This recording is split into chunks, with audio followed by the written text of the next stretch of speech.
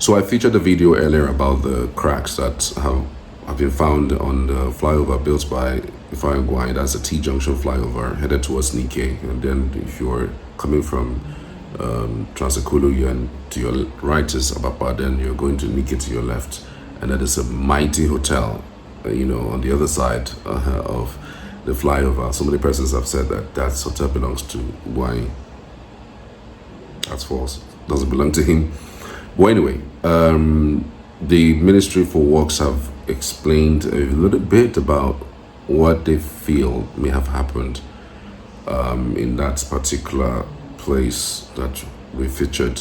For those who missed out on it, I'm going to be placing the new video or the old video that I did, about that particular place. And I also highlighted some certain places that I think that flyover should be erected across Enugu so that it could ease transportation palaver within the metropolis.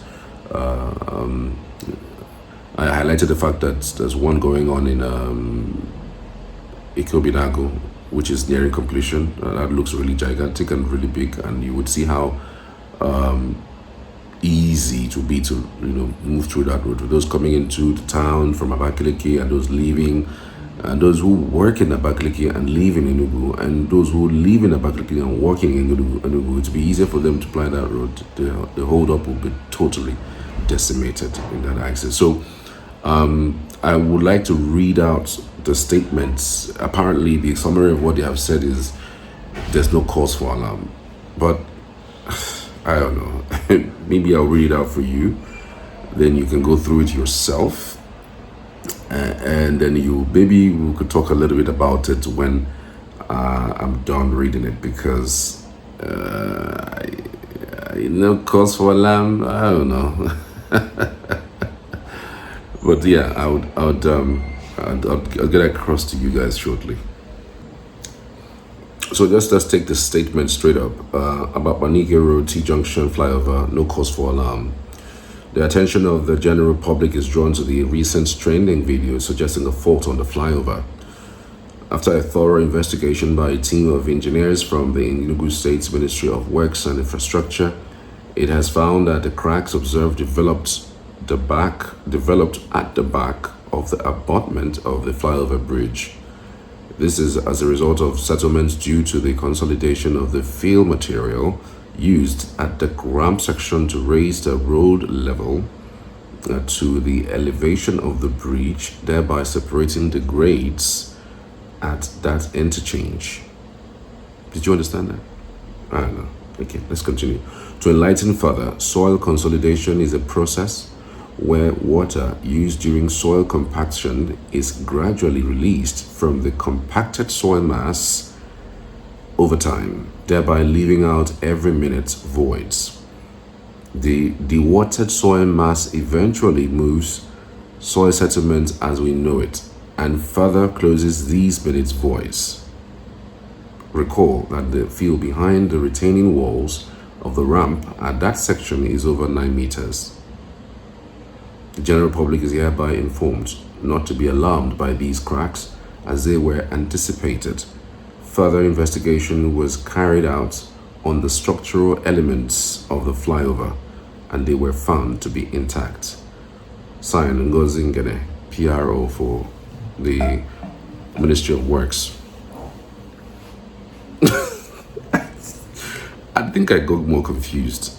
First of all, I don't think those information put out are necessary. What people want to hear is it's really nothing. It's safe.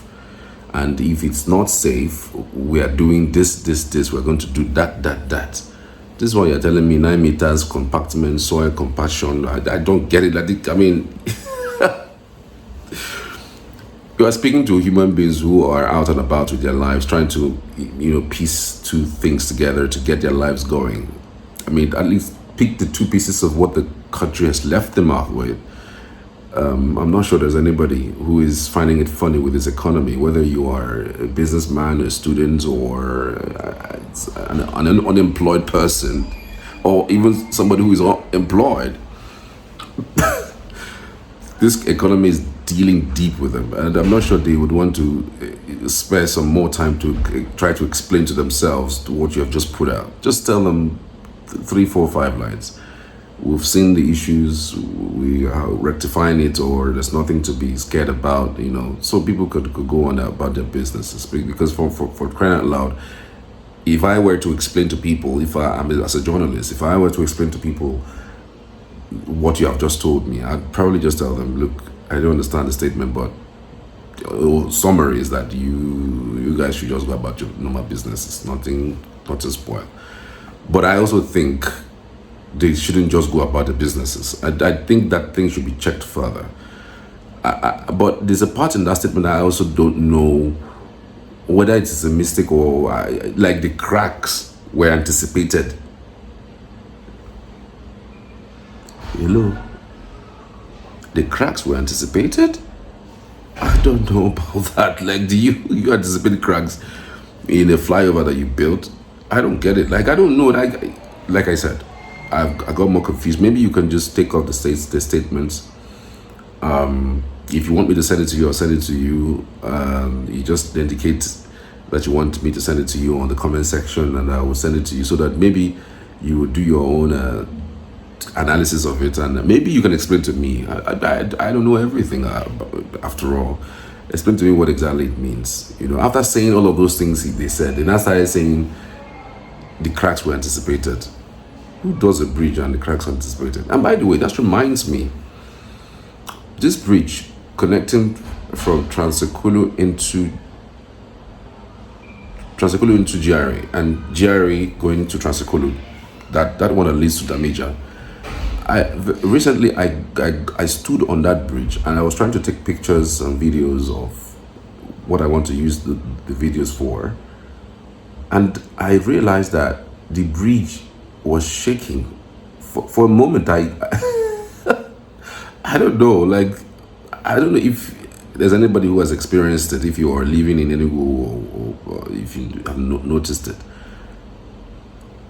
I stood on that bridge some few weeks back, and the bridge was like, it wasn't stable. It wasn't like, it was just doing, you know how bridge is now. It was just doing like this, like this, like this. You will know that it's not something that it's safe. So I'm also using this opportunity to call out everyone, even the Ministry of Works as well, to please check on that one as well. So we're actually safe with that, because before Gwani left office, I remember clearly that the bridge was having a bit of issues. In fact, there are people who said they stopped using that bridge because they were not sure, if the bridge was strong enough in any way possible. So they started using other alternatives. Some used the other interchange. Some other use the other side, which is the Noah's axis. But it's very important that I speak about this particular matter, because it was my personal experience. It wasn't that somebody told me or somebody mentioned to me. It was my personal experience, and the bridge really looks not good. It really looks not good, and I'm just using this opportunity to call the Ministry of Works to also check that out. Just check it out. Maybe if you write those things you wrote as you have checked the T Junction flyover, we will know that everything is fine, everything is okay. All right, that's very important. But let me know what you think, though. I would really love to hear from you. I see that some persons also mentioned to me a few other places that a flyover will be needed. For the life of me, I never thought that a flyover would be needed at Thinkers Corner axis. That's the junction before the Ababa junction. Yeah, the junction before Ababa junction, that where you have that very big, gigantic filling station. I never thought that they would need a flyover there, but on the second thought, that there might be needing a flyover there. It might be needing a flyover there, but it does mean that they're totally going to change how that place is going to look like. But yeah, I think there should be, in fact, people who are coming from GRA might go up, going through like a go to the airport road, to the airport, and then people who are coming that way, who are turning to Tinker's Corner, who are also coming back to GRA. There's a whole lot around that junction. I don't know. Many people said it's roundabout that is suited there. Some others say it's a flyover. So I don't know. Tell me what you think. If there are places you think that flyover is needed in Enugu, let us know. We would love to escalate it. This governor is proactive. He really wants to use monies to do a lot of things. I hear he has invested more than 10 billion naira in tourism in Enugu, and that's the reason why they're establishing all this zip line, canopy walkways, and whatnot in Enugu. So he is bringing out monies for tourism. He's really serious about it. That's why he's doing all of the road transportation networks. He is doing airplane. He's doing the CNG buses. There's a lot that he's doing. So he really wants to do a lot for the people of Enugu. And I've seen a lot of people who have started changing their mindset about him. Those who say he stole their mandate, those who say he took their mandate, those who say he's not this, he's not that. I don't think there are more than 40% of the people who I've spoken to that didn't like him are beginning to like him. And now the only thing that they say they don't like is the fact that the taxes are too much on shops, the taxes are too much on businesses, and for a businessman like him, he should understand that when new businesses open, they should be able to be given like 2 years or 3 years respite, tax waivers. That's what they call it, right? So that they are able to employ more people. There are actually a lot of unemployed youths in Enugu who are roaming the streets, and it's important that we take them into cognizance when we're doing these things, because if businesses are not able to employ people and they are just employing 1 or 2 or 3 persons, it really doesn't make any sense for what we want to build for the future. Yes, so those are the things that they are complaining about. Really, nothing spectacularly bad, but they say, well, some of the things that he's been doing has been tremendously out of that, mind-blowing, mind-boggling, but it's a good thing. It's a good thing. But again, I don't know what you guys think, though. Let me in on it. Just type on the comment section. I would love to hear from you as always. God bless.